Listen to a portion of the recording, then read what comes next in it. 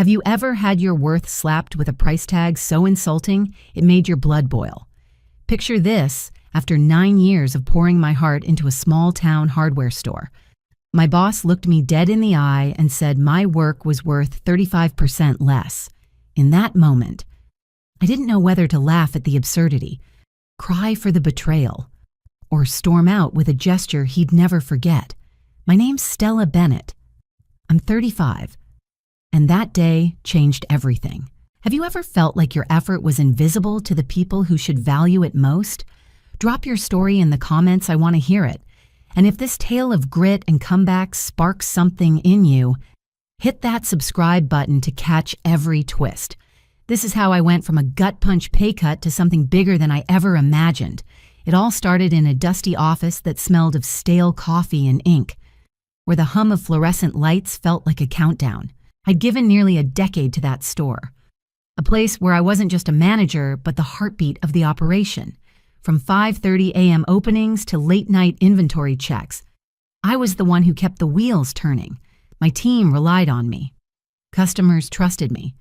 And I took pride in every wrench and nail we sold. But that day, sitting across from a man who saw me as a number, not a person, something snapped. His words, "It's just business." Stella cut deeper than any blade. How do you measure 9 years of sweat? Of showing up when no one else would? In a percentage, I couldn't, and I wouldn't let him. That moment wasn't just about a paycheck. It was about respect, about knowing what I brought to the table. I've spent years building something solid, only to have it dismissed with a shrug. Maybe you've been there, pouring your all into a job, a dream, only to be told it's not enough. It's a sting that lingers, but it's also a spark. That spark lit a fire in me, one that led to choices I never saw coming. Stick with me, because this story isn't just about walking away, it's about what happens when you bet on yourself. Share your moments of being undervalued below. And let's talk about how we rise. If this hits home, give it a like, subscribe, and let's dive into the journey together. It's only the beginning.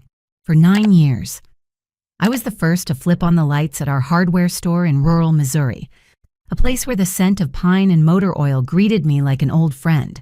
At 5:30 a.m., while the town slept under a blanket of stars, I'd unlock the doors, brew a pot of black coffee, and set the stage for the day. The concrete floors, scuffed from years of boots, and shelves brimming with hammers, wrenches, and bolts felt like an extension of me. This wasn't just a job, it was my second home, a community hub where folks knew they'd find a smile and a solution. And as the manager, I prided myself on knowing every customer's name and every tool's purpose. My team leaned on my steady hand, and I thrived on making sure everyone, from new hires to picky shoppers, walked away satisfied. Those early years were golden. I'd train rookies to handle the chaos of a busy Saturday, calm frustrated customers with a knack for listening, and keep the inventory tighter than a drum. The staff respected my straightforward style, maybe a touch strict, but always fair. Regulars, like old Mr. Thompson, who'd buy nails by the pound, trusted me to guide them right. It felt like we were a family, not just a business. But even then, a shadow lingered. The higher-ups, tucked away in their city offices, never saw the sweat behind our success. Big meetings were a parade of empty promises, bonuses that never came, recognition that stayed just out of reach. I'd sit there, a bystander in my own story, giving my all but getting little back. Still, I pushed on, believing my work spoke for itself. Then the air shifted. A few months ago, whispers of a new owner started circling, and I felt a knot in my gut. Something was brewing, and it wasn't good. Entered Derek Wallace, young, slick, with a smile that didn't reach his eyes. He swept in, all ambition and arrogance, buying the chain with grand talk of modernizing and optimizing profits.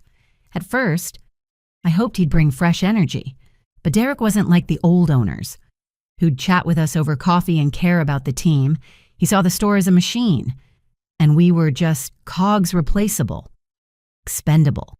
He'd hole up in his office, poring over spreadsheets, barely glancing at the floor where the real work happened.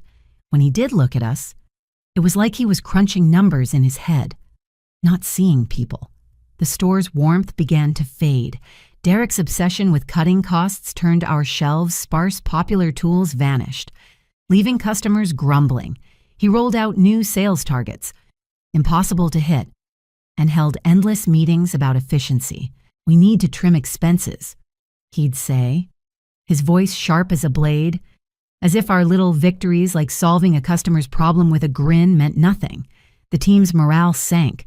The laughter that once echoed through the aisles grew quiet. I tried to fight back, suggesting we invest in quality tools or boost service to stand out, but Derek would just nod, flash that hollow smile, and ignore me. My voice, once a cornerstone, felt like it was bouncing off walls. Every day, I felt more like a relic in a machine I didn't recognize. The store I'd nurtured was slipping away, replaced by a cold, profit-hungry shell. I'd drive the 10 miles home, the Missouri hills blurring past, wondering if my years of dedication were just a line item on Derek's ledger. The team sensed it, too. Whispers of restructuring spread like wildfire. I didn't want to believe it, but the signs were clear. Derek didn't see the soul of this place, the heartbeat I'd kept alive. Something was coming, and it was closer than I wanted to admit. I just didn't know how it would break or make me. The air in Derek's office felt thick, like the calm before a storm. It was a Wednesday morning, the kind where the Missouri sun barely peeked through the clouds, and I was summoned for a private meeting, something Derek had never done. His desk was a fortress of papers and spreadsheets, the faint whiff of fresh coffee doing little to soften the tension. He didn't look up at first, just shuffled documents as if I were an afterthought. Then, with a voice smooth as polished steel, he said, "We're restructuring payroll. It's about cost cutting, optimizing profits." His eyes finally met mine, carrying a weight I couldn't yet name. "For managers, we're proposing a 35% pay cut. It's necessary for the store's sustainability. Nothing personal, just business." The words landed like a sledgehammer, splintering the pride I'd carried for 9 years. I sat there, breath caught in my throat, as those words echoed nothing personal. How could it not be personal? Every early morning, every late night, every customer I'd won over with a smile, was that not personal? My mind raced through memories of hauling stock in the rain, training kids who became family, and making this place hum like a well-tuned engine. And now, Derek, with his cold calculations, was saying it was worth less. A 35% cut wasn't just numbers. It was a verdict on my value, a dismissal of my devotion. I wanted to argue, to list every sacrifice. But his gaze was unyielding, waiting for me to fold. Instead, something inside me hardened, a spark of defiance flaring bright. I took a slow breath, steadying the tremor in my hands. "Derek," I said, my voice calmer than I felt, "I appreciate the meeting, but I can't accept this. I'm resigning. Effective immediately. I won't stay where my effort isn't valued." His eyebrows twitched, a flicker of surprise breaking his composure. "Are you sure?" he asked, as if I'd misspoken. I nodded, the decision settling like bedrock. I stood, the chair scraping softly, and walked out without a backward glance. The door's click behind me was a quiet thunder, severing a chapter I'd poured my soul into. I felt a strange lightness, like shedding a coat I'd outgrown, but the weight of what I'd lost lingered. The drive home was 10 miles of rolling hills, the sunset painting the sky in fiery oranges and purples. My hands gripped the wheel, knuckles white, as I wrestled with the ache of leaving. That store had been my proving ground, where I'd built trust, respect, and a legacy. Yet, as the road stretched on, A whisper of freedom crept in. I'd chosen myself over a system that saw me as expendable.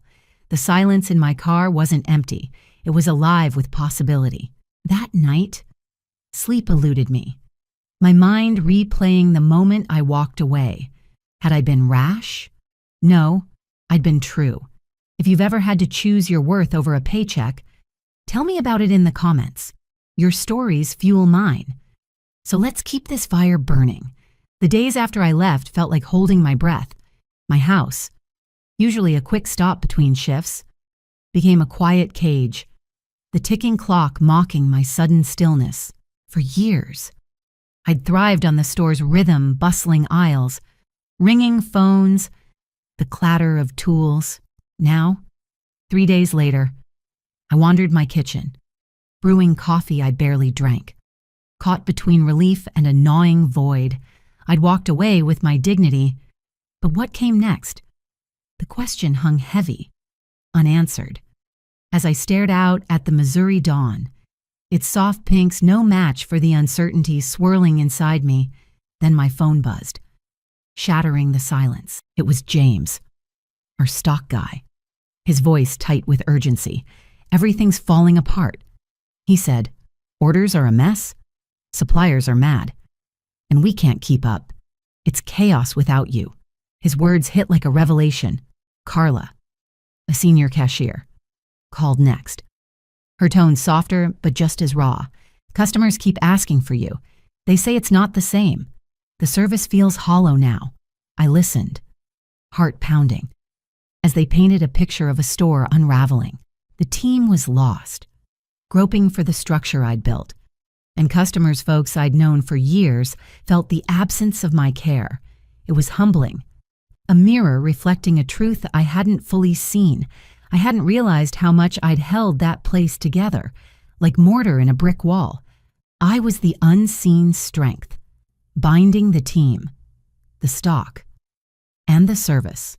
Their calls weren't just complaints, they were proof of my impact. A legacy Derek's numbers couldn't erase. Sitting on my porch, the morning air crisp, I felt a shift. The emptiness wasn't failure, it was space for something new. I'd been the backbone of that store, and its cracks without me were a strange validation.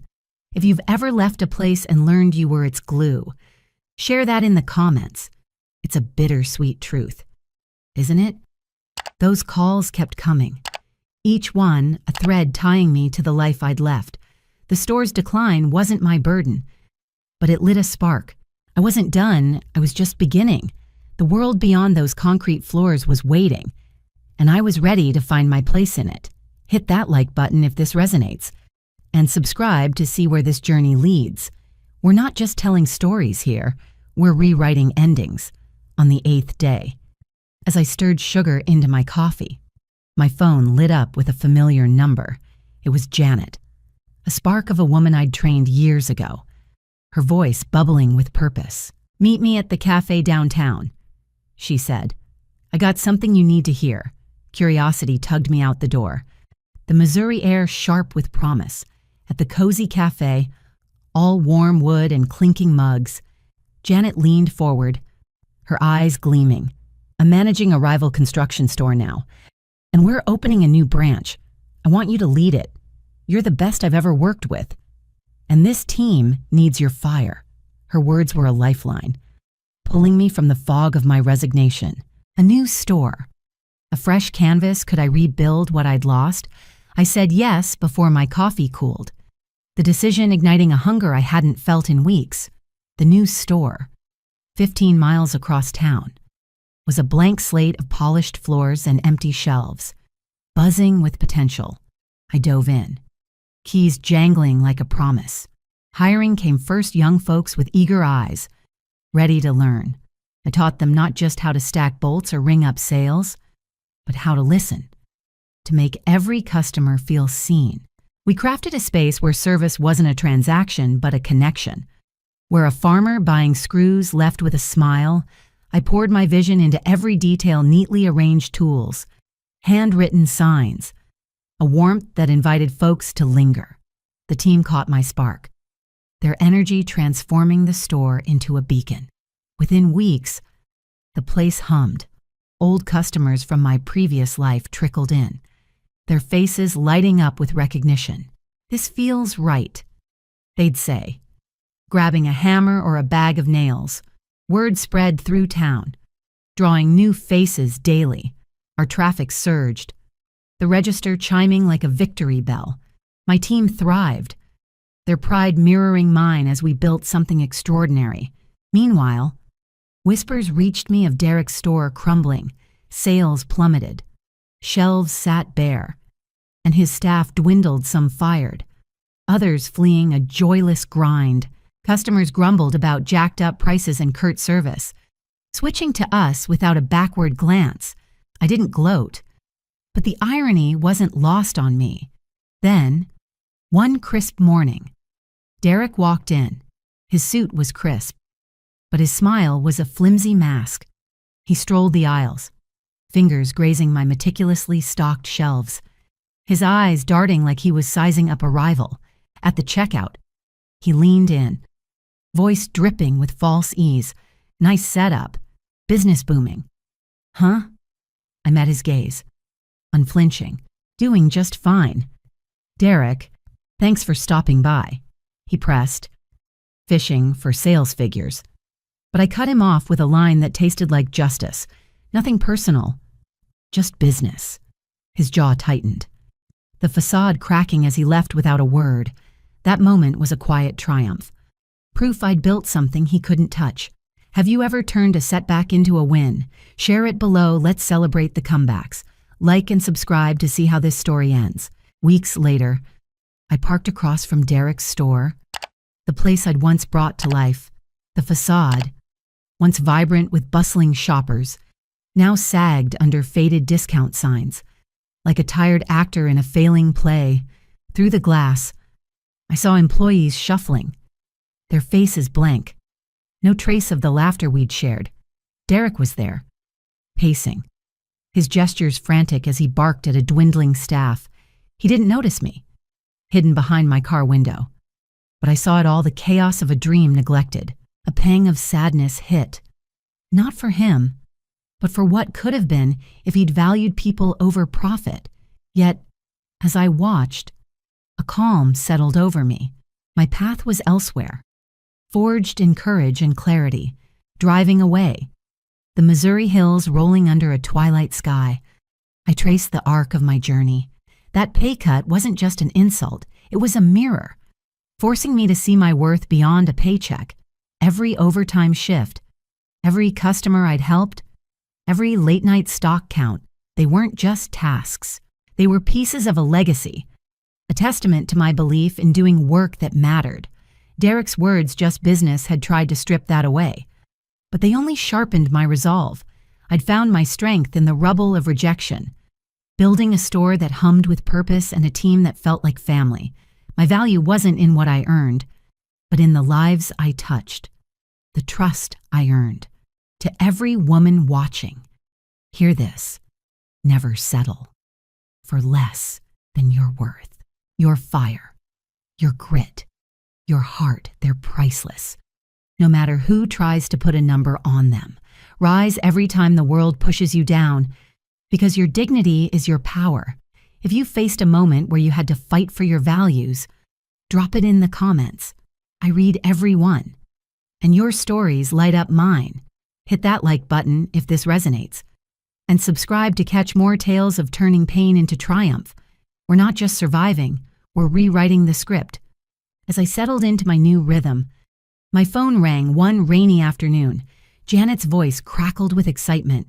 "The regional council's blown away by your store's success," she said. "They want you to lead a new district. Shape it with your vision.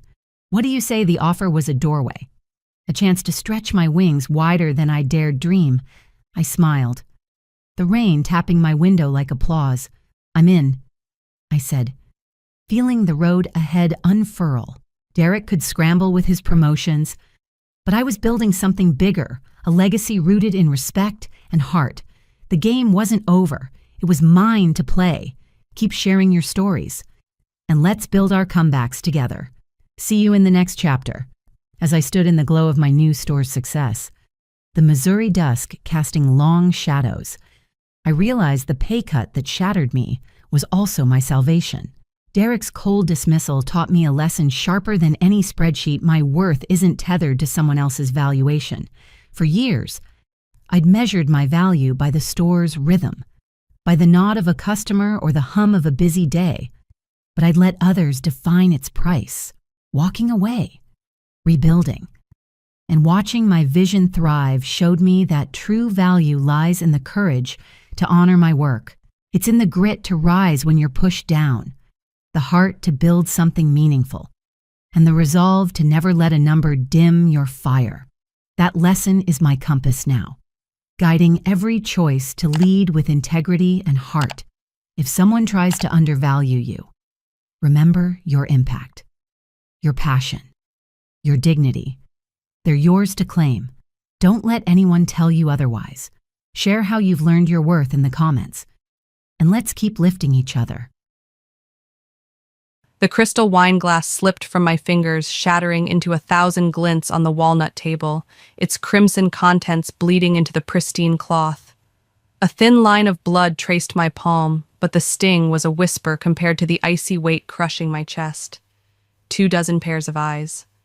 Harrington eyes sharp with curiosity and a gleam of satisfaction locked onto me, as if I were a specimen pinned under glass.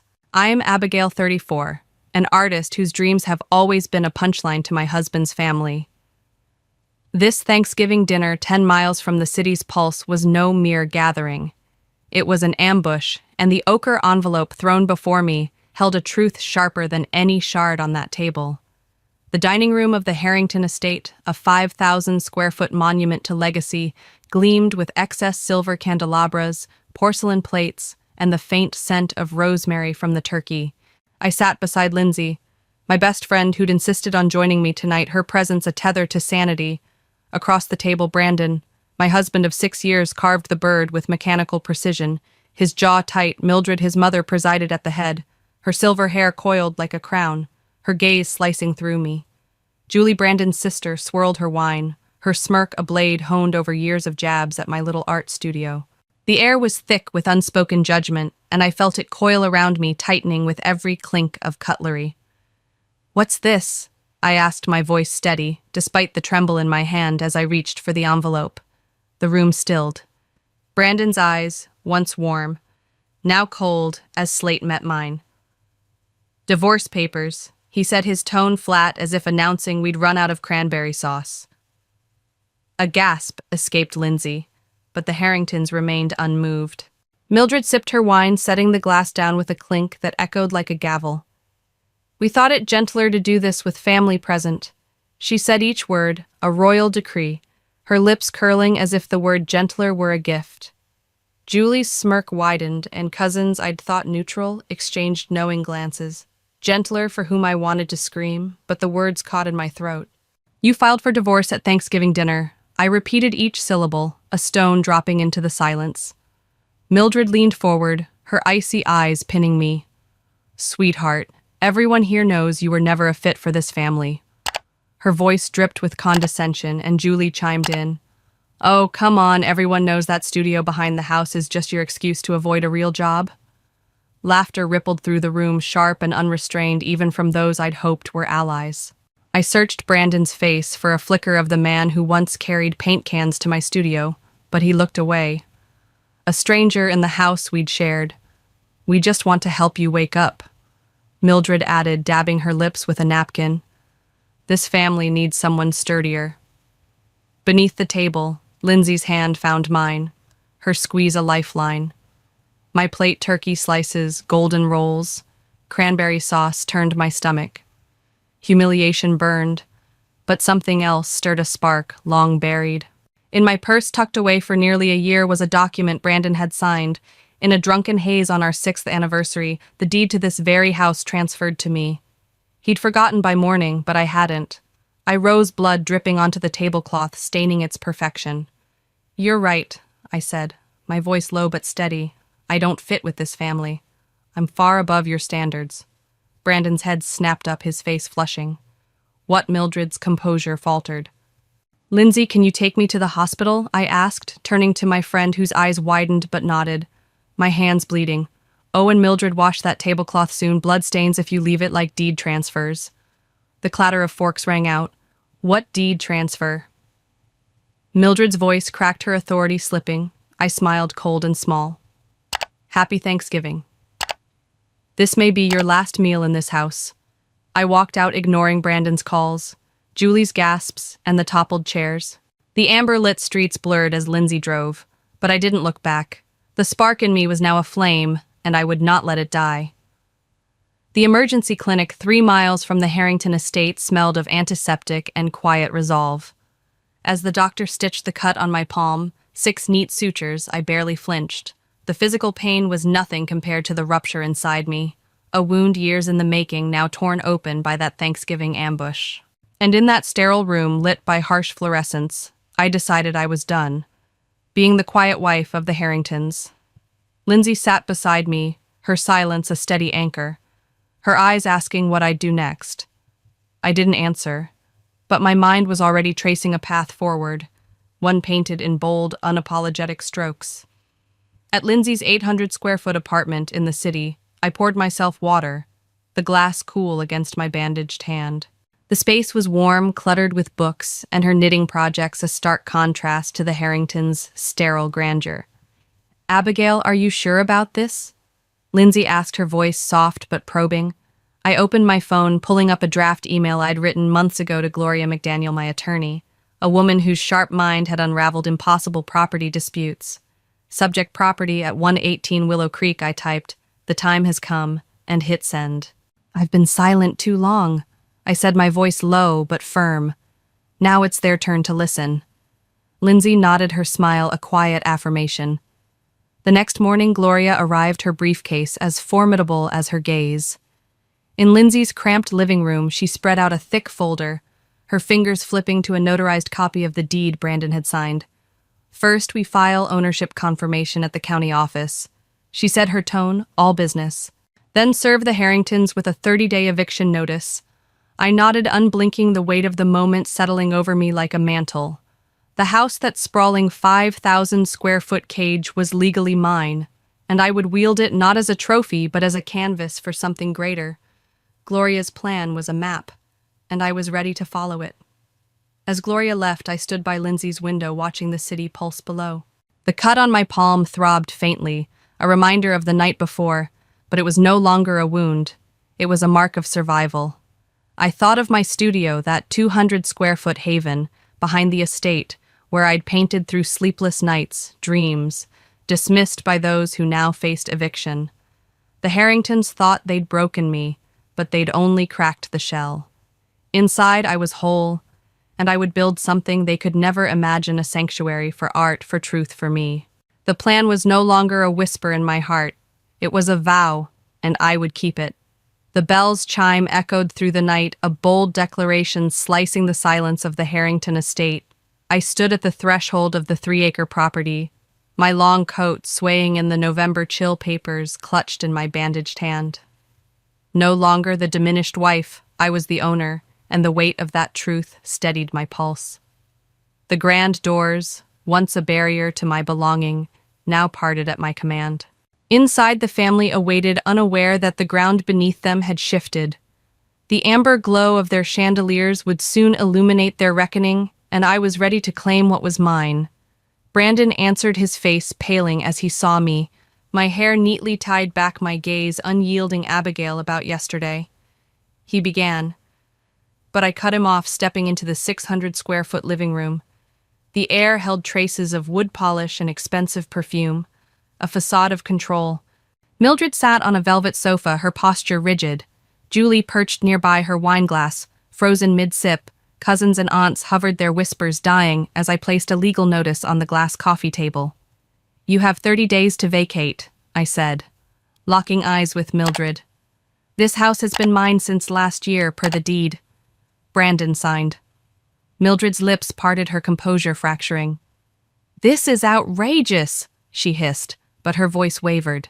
Julie exhaled sharply, and Brandon stood mute, his hands clenched. I let the silence stretch, savoring their disbelief. If you thought you could erase me from my own life and keep this house, you miscalculated. I said my words, deliberate, each one a stone sealing their fate. I turned to leave, but paused at the door. Read the notice carefully. It's binding. The room behind me erupted in murmurs, but I stepped into the night. The crunch of gravel under my boots, a rhythm of triumph. The estate loomed dark, its windows reflecting my headlights. As I drove away, my heart a mix of victory and the ache of memories I'd soon reshape. Later, in the solitude of my 200-square-foot studio behind the house, I unrolled a sketch pad. The space smelled of linseed oil and possibility, its walls still bearing the colors Brandon once helped me choose. But those days were gone. I sketched a vision, the grand hall as a gallery, sunlight streaming through a skylight, rooms for restoration and classes, the haven. I named it a refuge for art, dismissed by those too blind to see its worth. My pencil moved with purpose, each line a promise to transform this cage into a sanctuary. The Harringtons' eviction was just the beginning. This house would become my legacy, not theirs. The studio of Professor Bennett, 50 miles outside Boston, was a sanctuary of exposed brick and slanting sunlight, the scent of turpentine mingling with hope. I spread my haven designs across his worn table, the sketches transforming the Harrington estate into a beacon for forgotten art. Bennett, his deep voice softened by years of restoring lost masterpieces, studied the plans, his eyes sparking with approval.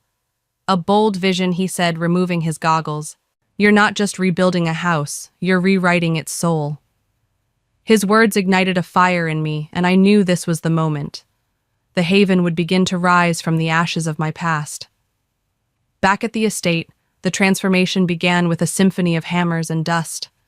The 12-foot-high walls shed their outdated wallpaper, revealing raw plaster ready for rebirth. Workers hauled out 300-pound armchairs Mildred had called French heritage, their absence lightening the air. I stood in the 1,000-square-foot grand hall, blueprints in hand, directing each step like a conductor. The foyer, where I'd once polished floors under Mildred's scrutiny, was stripped to its bones, its marble tiles gleaming with potential sunlight, poured through new skylights, casting patterns that danced like my dreams. Each nail driven, each wall reshaped, felt like a reclamation of my voice, long silenced by those who'd sat in these rooms.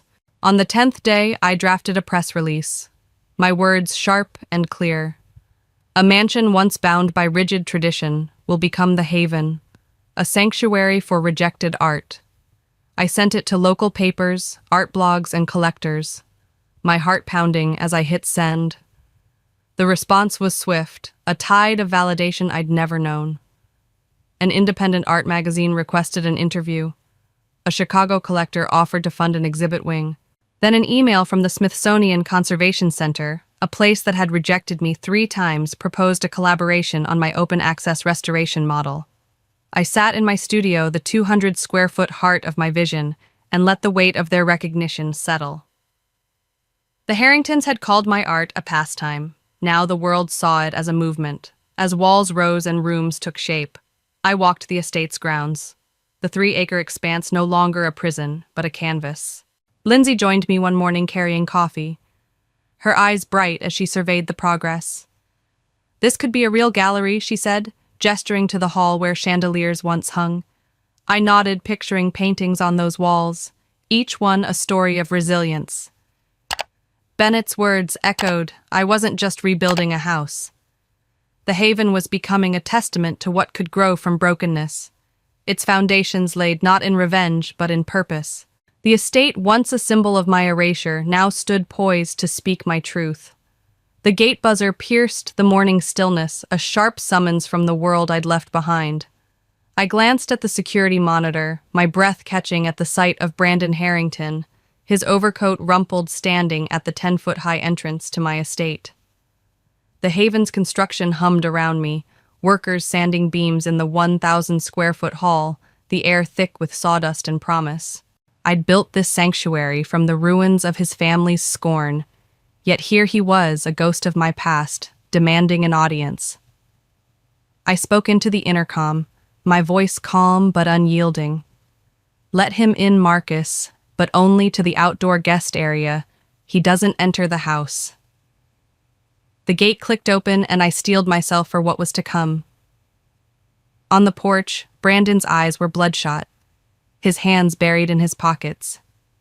"Thanks for seeing me," he said, his voice heavier than I remembered.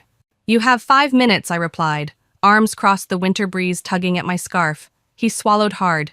"Julie's pregnant. We plan to move back here this spring. This house, it's been in our family for 4 generations. Her child should be born here to carry the tradition." I raised an eyebrow, a laugh escaping me, not cruel but devoid of warmth. "You want that child to grow up where Julie mocked my first painting, in the garden where your mother made me pull weeds to prove I was a proper wife." He fell silent, his gaze dropping to the stone path. I pulled the city-stamped Haven plans from my coat.